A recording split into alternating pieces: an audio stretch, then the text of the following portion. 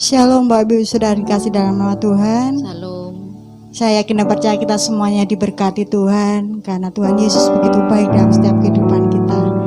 Saat malam hari ini di kesempatan kita boleh menanti-nantikan akan pencurahan Roh Kudus, biarlah hidup kita boleh dipenuhi akan hadirat Tuhan dan kita boleh diperbaharui oleh kuasa Tuhan. Saat malam hari ini kita mau datang dalam hadirat Tuhan, kita mau bersama-sama berdoa, kita mau menyerahkan hati kita di hadapan Tuhan. Terima kasih Tuhan, ucapan syukur kami naikkan di hadapan Engkau. Jika saat malam hari ini kami boleh datang menyembah Engkau, menaikkan ucapan syukur kami di hadapan Engkau, karena Engkau Yesus yang begitu baik dalam setiap kehidupan kami.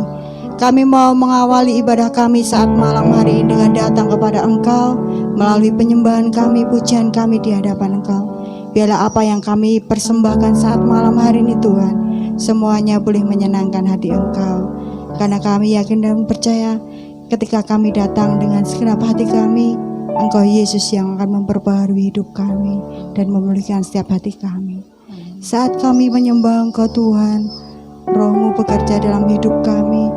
Kami rindu Tuhan Kau penuhi setiap hati kami, untuk kami boleh menghadapi kenyataan hidup ini, di mana bangsa kami menghadapi wabah Tuhan. Kami percaya Engkau Yesus yang menguatkan setiap hidup kami. Terima kasih Tuhan. Saat ku menyembah-Mu, Roh-Mu bekerja.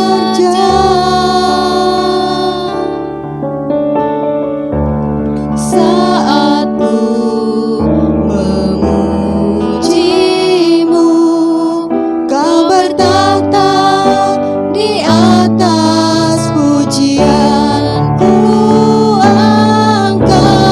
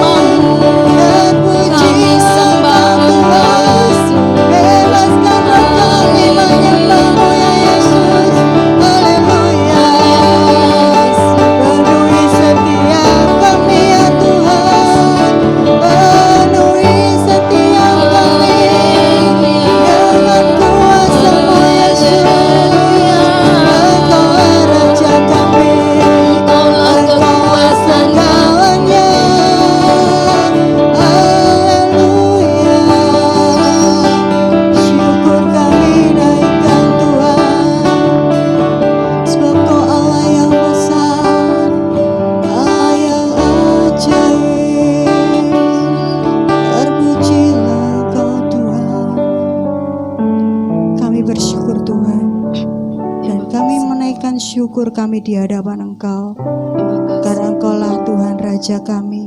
Engkau kekuatan kami Tuhan. Engkau Yesus yang siap menjadikan kami anak-anak Tuhan pemenang dan lebih daripada pemenang. Amin.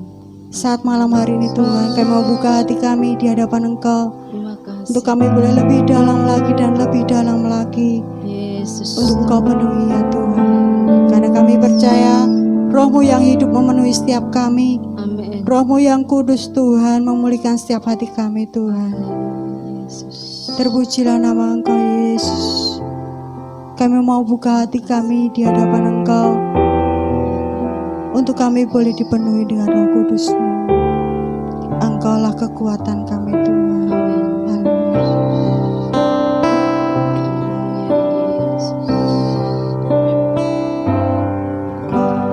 Roh-Mu yang hidup penuhiku, mengalir dalamku.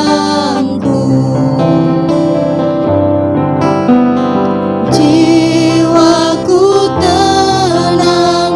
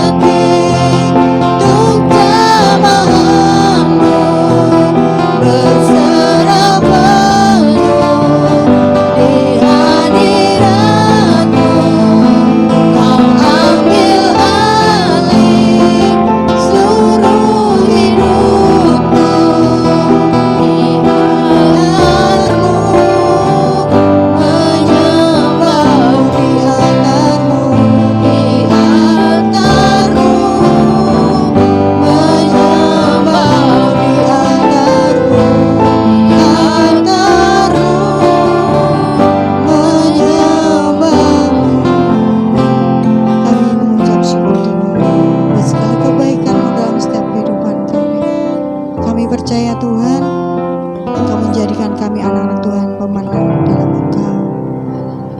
Di tengah kehidupan ini Tuhan, kami mau persiapkan hati kami untuk akan kebenaran firman-Mu. Engkau akan menjadikan kami Tuhan prajurit-prajurit-Mu yang siap berperang bersama-sama dengan Engkau. Kami boleh bangkit, kami boleh dimenangkan oleh Engkau Tuhan. Sorak-sorai kemenangan hanya di dalam Engkau ya Tuhan. Biarlah nyanyi glory, glory haleluya hanya untuk Engkau ya Tuhan, Raja segala raja. Terima kasih ya Tuhan. Terima kasih ya Yesus. Terpuji nama Engkau Tuhan. Terpuji Engkau Yesus. Glory, glory, haleluya. Glory, glory, haleluya. Glory, glory, haleluya.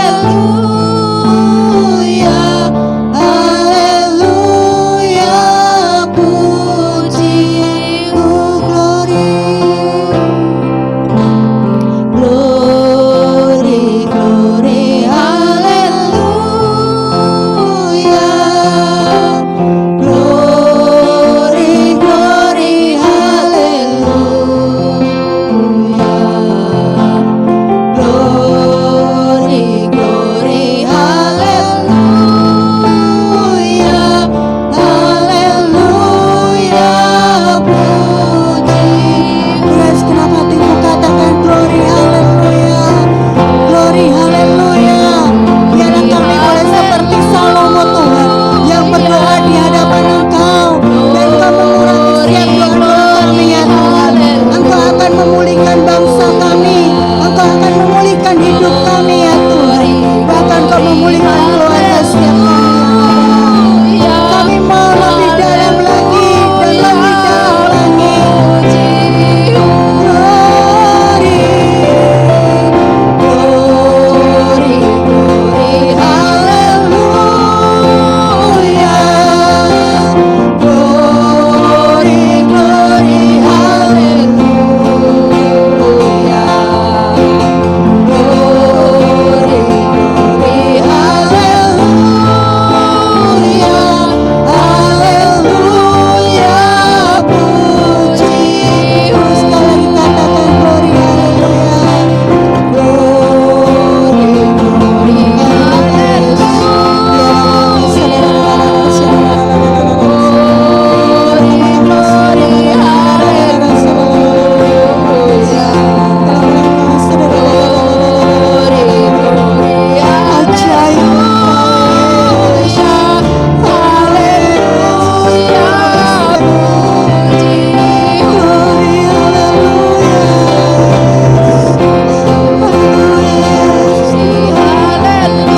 Engkau mengasihi bangsa kami Tuhan, Engkau menjamah bangsa kami sehari Yesus. Engkau yang ajaib Tuhan, kami mau datang haleluya. Ajaib Engkau Tuhan, Yesus. Glory. Terima kasih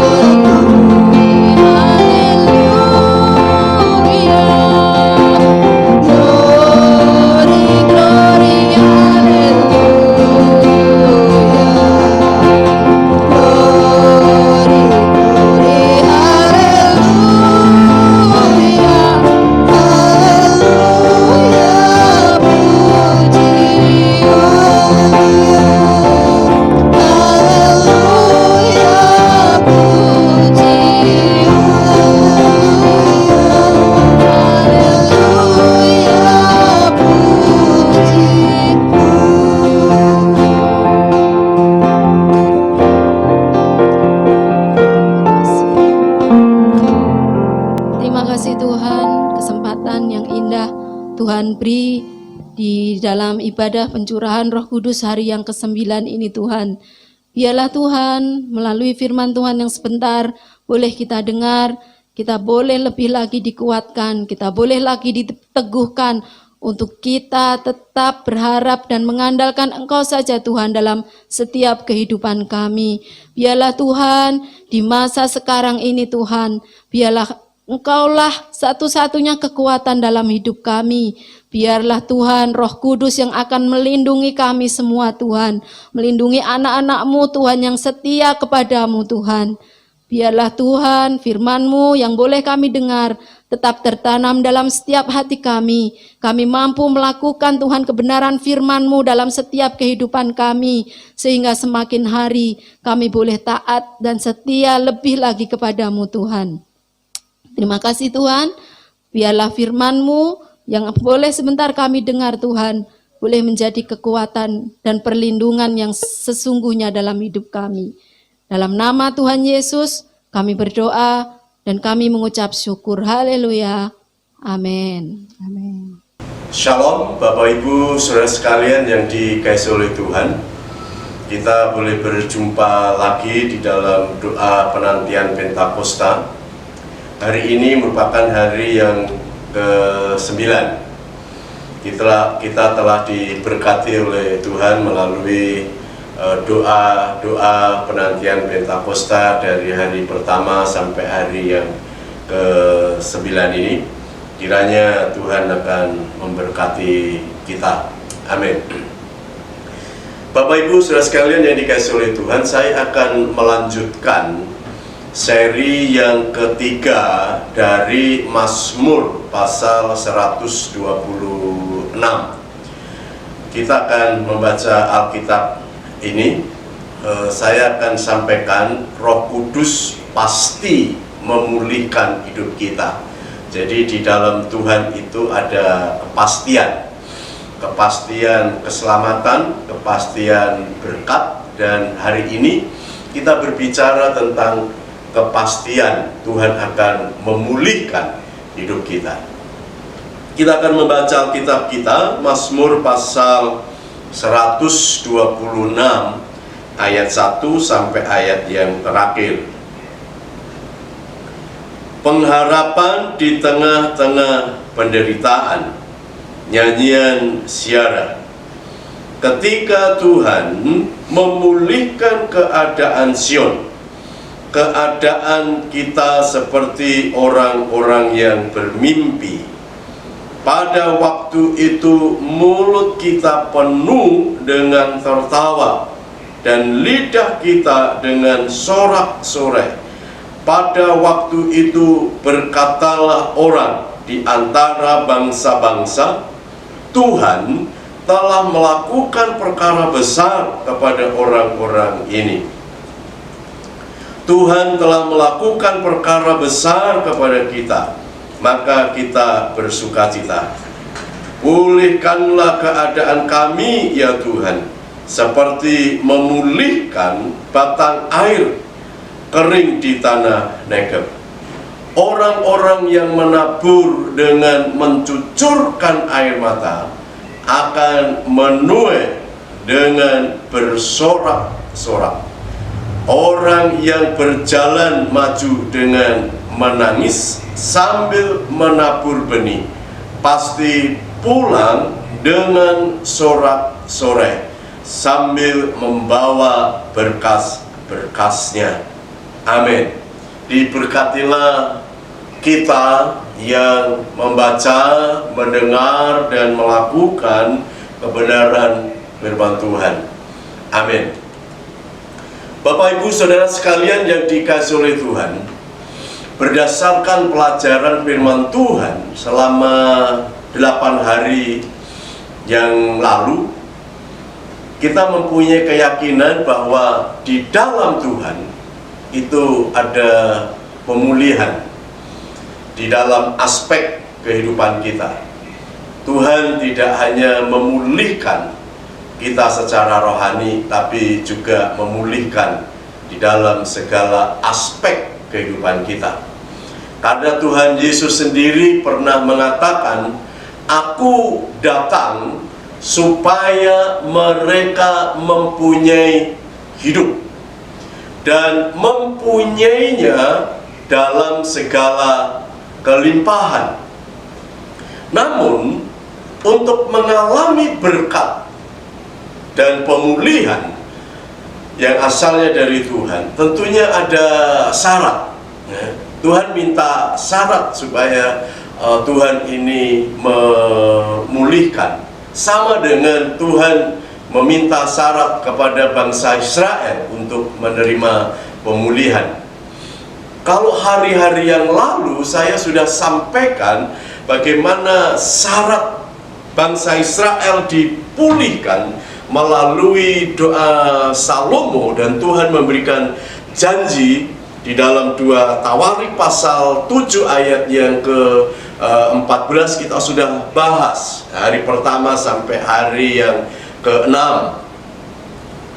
Ayat itu dikatakan, dan umatku yang atasnya namaku disebut merendahkan diri, berdoa dan mencari wajahku, lalu berbalik dari jalan-jalannya yang jahat, maka aku akan mendengarkan dari surga dan mengampuni dosa mereka, serta memulihkan negeri mereka. Bapak Ibu Saudara sekalian yang dikasihi oleh Tuhan, kemarin saya sudah sampaikan kepada Bapak Ibu Saudara mengenai hasil dari pemulihan oleh Roh Kudus di dalam Mazmur pasal 126 ayat 1 sampai ayat yang ketiga. Di dalam ayat itu dikatakan, mulut kita penuh dengan tertawa dan lidah kita penuh dengan sorak-sorai, dan perbuatan-perbuatan besar Allah dinyatakan kepada orang-orang yang akan dipulihkan. Untuk mengalami pemulihan oleh Roh Kudus ini, Bapak Ibu Saudara sekalian, selanjutnya kita harus meminta berdasarkan ayat yang keempat sampai ayat yang keenam. Kita ini diberi kesempatan untuk meminta supaya Roh Kudus itu memulihkan hidup kita. Di dalam ayat yang keempat dinyatakan, pulihkanlah keadaan kami ya Tuhan. Ini merupakan satu permohonan, permintaan yang kita sampaikan kepada Tuhan. Pulihkanlah keadaan kami ya Tuhan, seperti memulihkan batang air di tanah Negeb. Bapak Ibu Saudara sekalian yang dikasihi oleh Tuhan, apa maksud dari kalimat ayat ini? Saya akan sampaikan dua hal Bapak Ibu Saudara hari ini. Yang pertama, ada kerinduan untuk mengalami pemulihan. Kita dipulihkan ini dari dalam hati kita. Kita rindu untuk dipulihkan Roh Kudus. Kita ini memiliki satu hasrat, keinginan supaya hidup kita ini dipulihkan oleh Tuhan.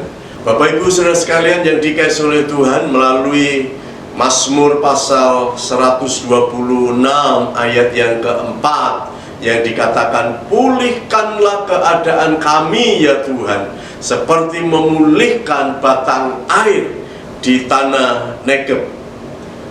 Apa makna kalimat yang terkandung di dalam ungkapan ayat ini, Bapak Saudara? Saya akan sampaikan dua hal yang sangat penting yang kaitannya dengan pemulihan oleh kuasa Roh Kudus. Yang pertama, ada kerinduan untuk mengalami pemulihan. Pada saat itu, bangsa Israel itu mempunyai pergumulan, mempunyai permohonan melalui doa yang disampaikan kepada Tuhan supaya Tuhan memulihkan keadaan Israel. Ada kerinduan yang dalam di dalam dirinya untuk mengalami pemulihan. Maka bangsa Israel memohon kepada Tuhan, meminta kepada Tuhan, pulihkanlah keadaan kami ya Tuhan, seperti memulihkan batang air kering di tanah Negeb. Kata pulihkanlah artinya kembalikan seperti dahulu, atau kembalikan ke tempat semula. Doa ini merupakan doa yang disertai dengan kerinduan yang dalam dan dengan harapan yang penuh bahwa hanya Tuhannya yang sanggup memulihkan hidupnya. Bapak Ibu Saudara sekalian yang dikasihi oleh Tuhan, sebelum bangsa Israel ini masuk di dalam pembuangan, bangsa Israel ini memiliki hubungan yang erat, yang karib, yang akrab dengan Tuhan. Begitu indah, memiliki kehidupan rohani yang nyaman, mengalami hidup yang tenang, damai, dapat beribadah kepada Tuhan dengan khusyuk, dapat memberikan persembahan dengan baik kepada Tuhan, memberi korban kepada Tuhan. Apalagi pada zamannya Salomo, kerajaan Israel merupakan kerajaan yang memiliki kekayaan yang berlimpah, bait Allah yang begitu megah, dapat beribadah kepada Tuhan dengan indah. Tetapi setelah bangsa Israel masuk di dalam pembuangan, bangsa Israel ini ditindas, bangsa Israel ini dianiaya, bangsa Israel ditindas, bangsa Israel ini ditekan, bangsa Israel ini diperbudak, mereka dikekang, mereka menjadi orang-orang yang menderita. Maka dalam keadaan yang seperti itu, keadaan yang menderita seperti itu, bangsa Israel ini rindu supaya dipulihkan seperti dahulu sebelum dibuang ke Babilonia.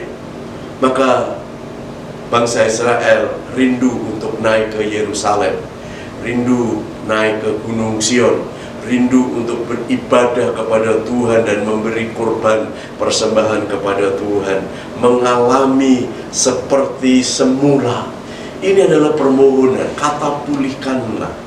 Bapak Ibu Saudara sekalian, gereja mula-mula juga mengalami kekosongan setelah Yesus itu bangkit. Bahkan Petrus itu mau kembali ke menjadi pencari ikan, menjadi penjala ikan. Tetapi ketika mereka ini bersama-sama dengan Tuhan Yesus dalam penampakannya yang terakhir sebelum naik ke surga, mereka makan bersama-sama dengan Tuhan, dan murid-muridnya pun meminta kepada Tuhan Yesus, Tuhan, maukah Engkau pada masa ini memulihkan kerajaan bagi Israel? Bapak Ibu Saudara, bangsa Yahudi minta supaya Tuhan Yesus ini mau memulihkan kerajaan Israel. Dia mengatakan begini, mereka meminta kepada Tuhan Yesus begini, Tuhan, maukah Engkau pada masa ini memulihkan kerajaan Israel? Tetapi Tuhan Yesus memberikan jawaban, Engkau tidak perlu mengetahui masa dan waktu yang ditetapkan Bapa sendiri menurut kuasanya, tetapi kamu akan menerima kuasa Roh Kudus turun ke atas kamu, dan kamu akan menjadi saksiku di Yerusalem dan di seluruh Yudea dan Samaria dan sampai ke ujung bumi. Murid-muridnya meminta supaya Yesus ini mendirikan kerajaan Israel, memulihkan kerajaan Israel secara jasmani, merindukan kedamaian. Mungkin mereka punya anggapan ketika Tuhan Yesus itu menjadi Raja Israel, memulihkan Israel, mereka merindukan kedamaian Israel. Apalagi kalau Yesus menjadi Raja, mungkin mereka punya anggapan kerajaan ini menjadi kerajaan yang jaya, kerajaan yang populer, kerajaan yang hebat. Tetapi Tuhan Yesus mengatakan, memberikan jawaban kepada mereka, Engkau tidak perlu mengetahui masa dan waktu yang ditetapkan Bapa sendiri menurut kuasanya. Menurut Yesus, pemulihan rohani, bukan pemulihan secara kerajaan, secara politik. Yesus ingin supaya murid-muridnya mengalami pemulihan spiritual, bukan pemulihan secara politik. Yesus merindukan pemulihan hidup batin, pemulihan hidup rohani, hidup batin, hidup jiwani. Itu lebih penting daripada kerajaan secara politik.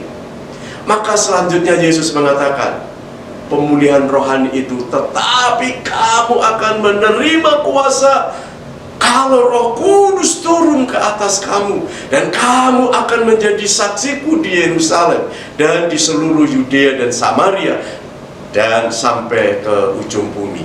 Pemulihan yang sejati adalah ketika murid-muridnya menerima baptisan Roh Kudus. Pemulihan yang sejati adalah pemulihan ketika murid-muridnya ini dipenuhi dengan Roh Kudus. Mereka dapat membangun hubungan kembali dengan Tuhan. Maka pada saat mereka ini penuh dengan Roh Kudus, mereka dibaptis Roh Kudus, maka pemulihan itu akan terjadi. Hubungan dirinya dengan Tuhan dipulihkan, hubungan dengan dirinya sendiri akan dipulihkan, hubungan dengan sesamanya akan dipulihkan.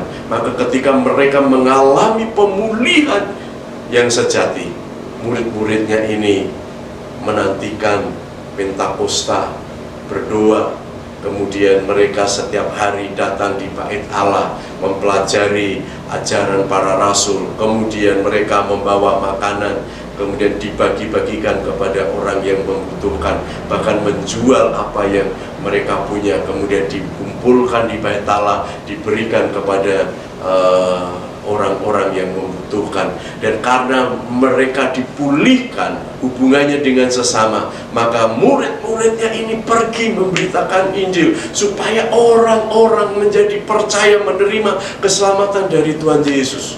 Ini adalah pemulihan. Maka pemulihan yang dilakukan oleh Roh Kudus, Tuhan akan memberkati kita dengan sukacita besar. Jika hidup rohani kita dipulihkan, hati kita dipulihkan, batin kita dipulihkan, jiwa kita dipulihkan, perasaan kita dipulihkan, pikiran kita dipulihkan, kehendak kita dipulihkan, Bapak Ibu Saudara, ini merupakan jalan masuk kita ini akan diberkati oleh Tuhan. Kita akan mengalami pemulihan di dalam semua aspek. Mungkin pemulihan secara materi, pemulihan secara finansial, pemulihan secara ekonomi. Saya sangat percaya ketika hati dipulihkan, maka yang lain akan dipulihkan. Jika rohani kita dipulihkan, maka finansial kita juga akan dipulihkan. Kalau kita ini bertumbuh dari dalam, maka kita juga akan bertumbuh keluar. Kemudian yang kedua, berkat pemulihan oleh Roh Kudus lebih penting dibanding dengan berkat materi, berkat finansial. Bangsa Israel meminta supaya Tuhan memulihkan dengan membawa kembali ke Yerusalem, naik ke Gunung Sion. Pemulihan ini berbicara tentang pemulihan spiritual, pemulihan secara rohani, pemulihan secara batin, supaya hubungan Israel dengan Allah itu dipulihkan, semangat ibadahnya dipulihkan, semangat religiusnya ini dipulihkan, semangat untuk berdoa ini dipulihkan, semangat untuk memberi korban persembahan kepada Tuhan ini dipulihkan. Maka di dalam kalimat ayat yang keempat dikatakan apa? Pulihkanlah kami ya Tuhan, seperti memulihkan batang air kering di tanah Negeb. Mengapa mereka minta supaya memulihkan hidupnya seperti batang air kering di tanah Negeb? Mereka tidak minta supaya Tuhan memulihkan pekerjaannya, memulihkan usahanya, memulihkan rumah tangganya, memulihkan keluarganya, memulihkan kekayaannya, memulihkan materinya, memulihkan keuangannya, memulihkan kambing dombanya, memulihkan sapi lembunya, memulihkan kebun ladangnya, memulihkan apa yang mereka miliki. Tetapi bangsa Israel minta pulihkan seperti batang air yang kering di tanah Negeb. Bahasa Ibrani Negeb itu artinya yang kering. Ya, tanah Negeb itu memang tanah yang begitu sangat kering. Tanah ini mengacu kepada tanah-tanah yang ada di selatan Palestina, dan tanah ini sangat luas.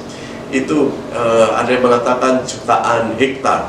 Tetapi tanah itu sangat kering karena tidak ada hujan. Ya. Tidak ada. Mungkin karena begitu luas sehingga menjadi kering. Bapak Ibu Saudara sekalian, sekalipun tanah Negeb tanah yang kering, namun di situ diberikan oleh Tuhan sumber air yang luar biasa. Mengenai tanah Negeb, itu ada wadi-wadi atau sungai kering di padang pasir. Jika hujan baru terisi sungai-sungai itu. Itu diberikan Tuhan sungai-sungai itu. Maka ketika tanah Negeb ini menjadi tanah yang subur, tanah yang makmur gitu ya. Suasana menjadi dingin, cuaca menjadi begitu sejuk, kemudian mata air dan sumur-sumur di wadi-wadi itu penuh dengan air, sehingga air-air ini dapat menghidupi ya, tanaman yang ditanam di tanah Negeb. Saat air kembali penuh di tanah Negeb itu, maka para petani ini bisa menanam kembali tanah itu. Maka tanah Negeb menjadi tanah pertanian yang dapat menghasilkan begitu melimpah.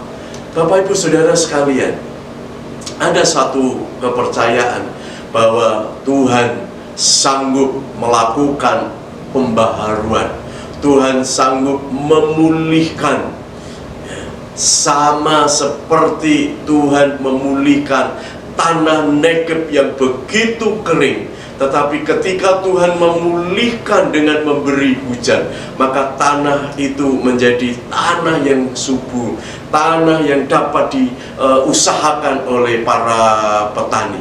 Apapun keberadaan kita sekarang, mungkin saat ini kita mengalami kekeringan rohani, mungkin saat ini kita mengalami kekeringan jiwani, mungkin saat ini kita tidak ada gairah untuk berdoa, mungkin tidak ada gairah untuk beribadah kepada Tuhan, tidak ada gairah untuk membaca firman Tuhan, tidak ada gairah untuk bersaksi kepada orang lain, tidak ada kehidupan rohani di dalam hati kita. Mungkin kita ini kering, tidak ada gairah secara rohani dalam hidup ini.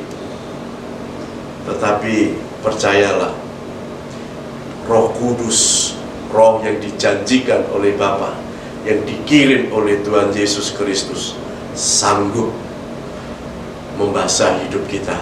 Sekalipun kita ini mengalami kekeringan, Roh Kudus sanggup memberikan kedamaian di dalam hidup ini, memberikan kesejahteraan, memberi ketentraman, memberikan kedamaian, seperti kita ini disiram air yang begitu dingin pada cuaca panas.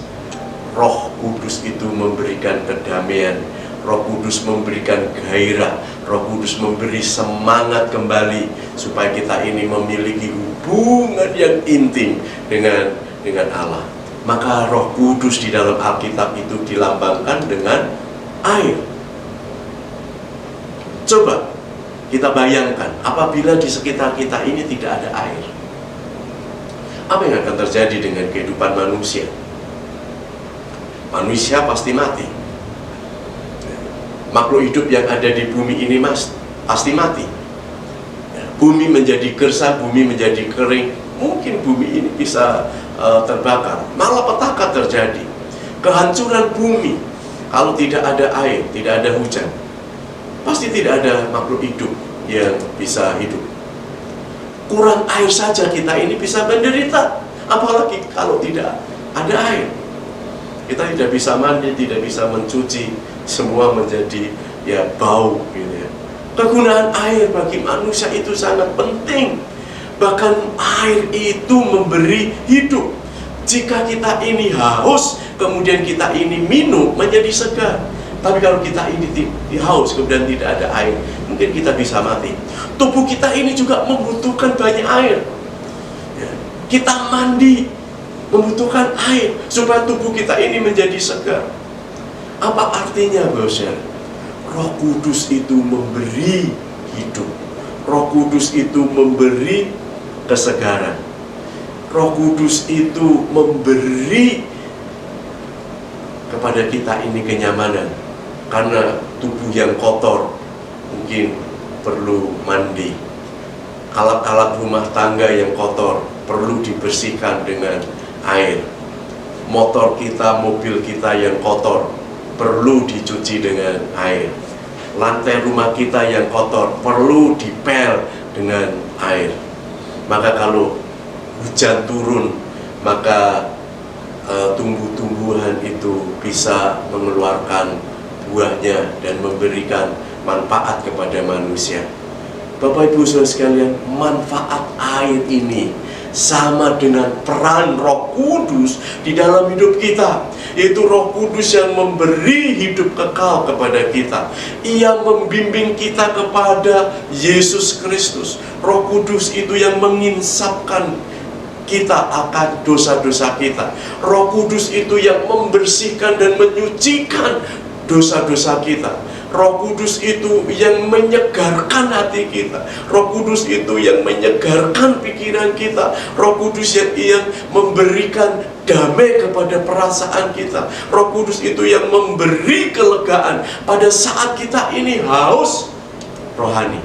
Maka Roh Kudus itu memulihkan rohani kita. Roh Kudus ini memulihkan orang-orang yang percaya. Karena Roh Kudus itu adalah roh yang memberi kepada kita gairah. Bergairah untuk beribadah, bergairah untuk membaca Alkitab. Roh Kudus itu yang menjadikan kita ini bergairah berdoa. Kita ini bergairah untuk memuji Tuhan, bergairah untuk menyembah Tuhan, bergairah untuk mencari wajahnya, bergairah untuk memberitakan Injil, bergairah untuk bersaksi, bergairah untuk mengasihi Tuhan dan bergairah untuk mengasihi sesama, bergairah untuk berbuat baik. Itu ketika kita ini penuh dengan Roh Kudus, kita digerakkan oleh Roh Kudus, kita dipimpin oleh Roh Kudus. Itulah pemulihan. Kalau kita ini mau dipulihkan oleh Tuhan, Roh Kudus, kita buka hati untuk Roh Kudus, buka hati untuk dipenuhi dengan Roh Kudus, buka hati untuk dibaptis Roh Kudus. Yang terpenting bahwa manusia tidak bisa hidup tanpa air. Demikian juga orang percaya tidak bisa hidup tanpa Roh Kudus. Kepuasan dan kesegaran yang diberikan dunia ini semu, keindahan, kebahagiaan, kesejahteraan, kedamaian yang diberikan dunia ini adalah palsu, sementara, bukan abadi. Tetapi ketika kita ini minum air dari Roh Kudus, kita ini akan dipuaskan dan kita akan mendapatkan kehidupan. Tuhan Yesus mengatakan, barang siapa yang minum air Roh Kudus, ia akan puas dan tidak haus untuk selama-lamanya. Roh Kudus dilambangkan dengan air yang menyegarkan, air yang menyejukkan, air yang menghidupkan, air yang membersihkan, air yang menyucikan. Kita juga dibaptis oleh air satu roh, yaitu Roh Kudus. Paulus mengatakan pembaptisan adalah tanda bahwa kelahiran kita untuk kehidupan ilahi dianugerahkan kepada kita dalam Roh Kudus. Dibaptis dalam satu roh. Kita juga diberi minum dari satu roh, yaitu Roh Kudus. Berilah diri kita untuk dipulihkan oleh Roh Kudus. Sebagai kesimpulan, Bapak Saudara, pemulihan oleh Roh Kudus akan terjadi apabila kita ini mempunyai kerinduan yang dalam untuk dipulihkan Roh Kudus. Dan ketika kita ini dipulihkan oleh Roh Kudus, maka kita akan mengalami pemulihan aspek kehidupan yang lain. Maka pemulihan rohani itu lebih penting daripada pemulihan secara finansial. Tetapi pemulihan rohani akan berdampak kepada pemulihan aspek yang lain. Finansial kita akan dipulihkan. Secara jasmani kita juga akan dipulihkan ketika kita ini mengalami pemulihan rohani. Amin. Tuhan memberkati. Kami mengucap syukur Tuhan Terima kasih, buat saat Yesus. malam hari ini di mana kami boleh bersama-sama Haleluya, Yesus. datang kepada Engkau Tuhan di dalam penantian pencurahan Roh Kudus, di mana Tuhan kami boleh menyembah Engkau, memuji Engkau, kami boleh mendengarkan kebenaran firman-Mu. Biarlah apa yang kami lakukan saat malam hari ini Tuhan, semuanya boleh menyenangkan hati Engkau. Mampukan setiap kami Tuhan untuk kami boleh melakukannya dalam setiap kehidupan kami, sehingga kami bukan hanya berakar, bertumbuh dan berbuah, tapi kami boleh menjadi berkat bagi orang lain. Amin. Kami percaya Tuhan, Engkau akan jadikan kami anak-anak Tuhan yang luar biasa, bahkan Engkau menjadikan kami terang Tuhan dimanapun kami berada, Amin. sehingga kami boleh memenangkan jiwa-jiwa untuk kemuliaan nama Engkau. Hanya dalam nama Tuhan Yesus kami ucap syukur dan berdoa. Haleluya. Amin. Amin.